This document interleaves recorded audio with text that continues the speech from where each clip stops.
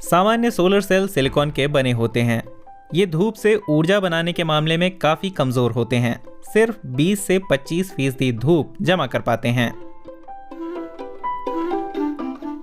Silicon खुदाई से निकाला जाता है। ऊर्जा की बेतहाशा खपत वाली प्रक्रियाओं में उसे शुद्ध किया जाता है, जिनमें 1000 डिग्री सेल्सियस ताप चाहिए। लेकिन पेरोस्काइट नाम की एक नई सामग्री समस्या को सुलझा सकती है। साधारण सिलिकॉन सेल के मुकाबले वो बेहतर क्यों है, ये समझने के लिए मैं बर्लिन के हेमहोल्ट्ज इंस्टीट्यूट पहुंचा। वहां 1 दशक से भी ज्यादा समय से धूप सोखने वाली सामग्री के रूप में पेरोस्काइट पर रिसर्च चल रही है। इस रिसर्च के प्रभारी हैं स्टीव आल्ब्रेस्ट। उन्होंने सबसे उम्दा पेरोस्काइट सोलर सेल्स के मामले में विश्व रिकॉर्ड भी बना डाले हैं। बुनियादी बात बताइए, पेरोस्काइट दिखता कैसा है? ये एक बहुत ही विशिष्ट क्रिस्टल संरचना के लिए इस्तेमाल होने वाली जेनेरिक भाषा है।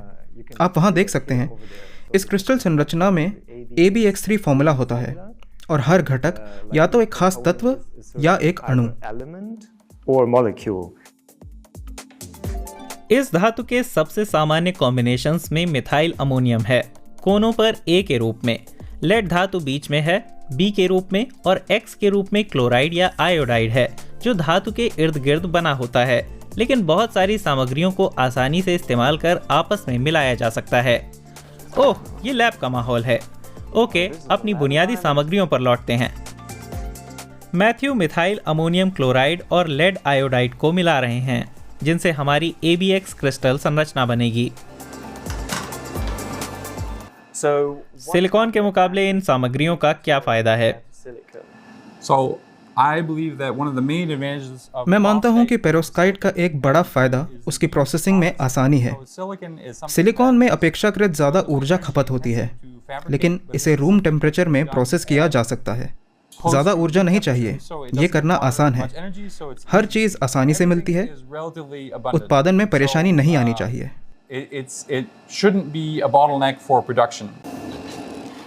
ये सामग्रियां सिलिकॉन से ज़्यादा बड़ी मात्रा में उपलब्ध हैं और प्रोसेस करने में भी ज़्यादा आसान हैं, लेकिन इनसे धूप सोखने वाला पेरोस्काइट बनेगा कैसे?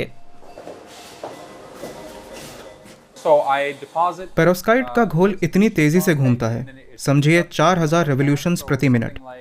फिर मैं इसमें एंटी सॉल्वेंट सोल्यूशन मिलाता हूँ, जिससे पेरोस्काइट के क्रिस्टल बनने की प्रक्रिया शुरू हो जाती है।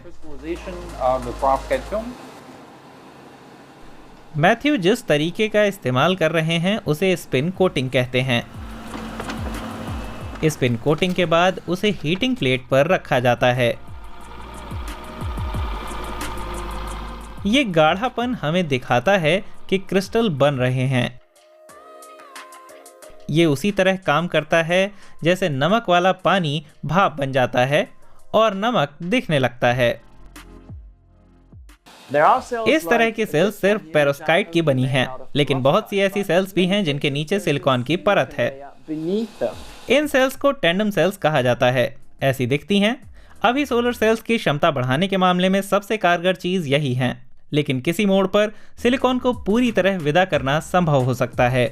टैंडम सेल्स के सामर्थ्य का परीक्षण करने के लिए हेमहोल्ट्ज इंस्टीट्यूट के शोधकर्ता सन सिमुलेटर का इस्तेमाल करते हैं।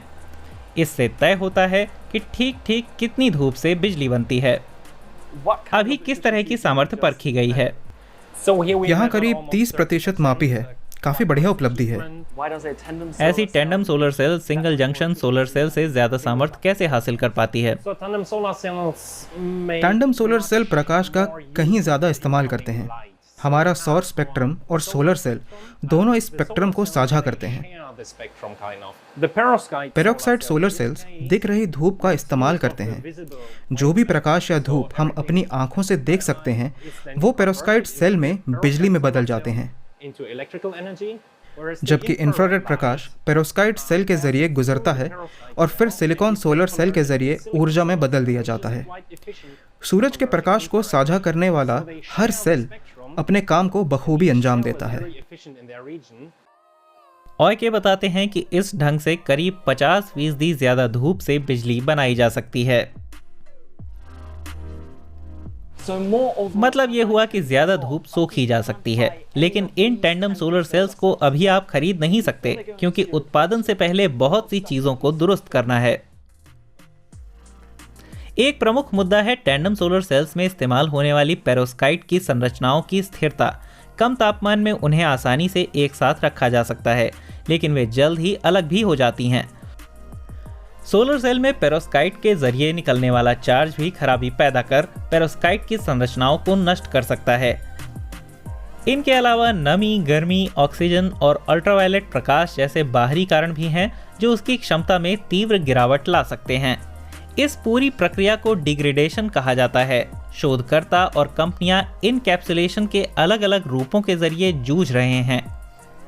ये सोलर मॉड्यूलों को बाहरी प्रभावों से बचाता है और कमर्शलाइजेशन का एक अनिवार्य कदम है। यूरोपीय एकेडमी और इंडस्ट्री की भागीदारी के तहत क्यू सेल्स ने 30 साल की समयावधि में 26% कुशलता वाले कमर्शियल आकार के मॉड्यूल तैयार करने की योजना बनाई है। ऑक्सफोर्ड यूनिवर्सिटी ग्रेजुएट्स की बनाई ऑक्सफोर्ड पीवी कंपनी ने 28.6% कुशलता हासिल कर ली है। उसने डिग्रेडेशन का मामला भी सुलझा लिया है, लेकिन दोनों कंपनियों ने अभी अपना डेटा वेरीफाई कर प्रकाशित नहीं किया है। आउटडोर परीक्षणों पर भी बहुत सारी प्रकाशित रिसर्च उपलब्ध नहीं है और अभी तक हमने सिर्फ तकनीकी पक्ष की बात की है। पर टैंडम सोलर सेल्स के सामने दूसरी चुनौती भी है।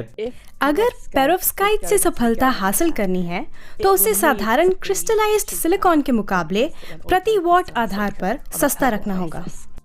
जेनी चेस ब्लूमबर्ग NEF में काम करती हैं। उन्होंने 18 साल से सोलर बाजार का विश्लेषण किया है। प्रति वॉट कीमत पीछे छोड़नी होगी। इस समय ये 12.7 अमेरिकी सेंट है, अगले साल 12 हो जाएगी। अंतर्राष्ट्रीय अक्षय ऊर्जा एजेंसी के मुताबिक 2010 से सौर ऊर्जा से मिलने वाली बिजली की कीमत दुनिया भर में 89% गिरी है। इस समय एक सिलिकॉन पैनल बनाने से ज्यादा महंगा उसे लगाना है। मतलब सोलर के लिए उत्पादन लागत समस्या नहीं, समस्या ग्रिड कनेक्शनों, जमीन मंजूरी और श्रम की है।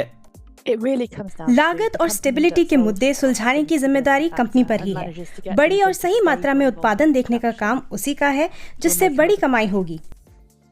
अगर कोई नहीं करेगा तब भी सोलर बनते रहेंगे। ऑक्सफोर्ड पीवी कंपनी ने दावा किया है कि उसने डिग्रेडेशन का मुद्दा सुलझा लिया है।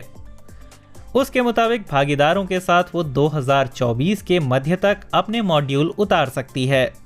हमारे पास 2026 या 2027 में टैंडम सेल वाले यूटिलिटी सोलर पार्क होंगे।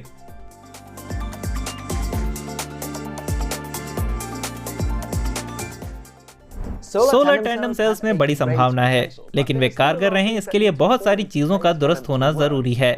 मैं ये जानने के लिए वाकई उत्सुक हूँ कि वे अगले साल तक बाजार में उतारी भी जा सकेंगी या नहीं।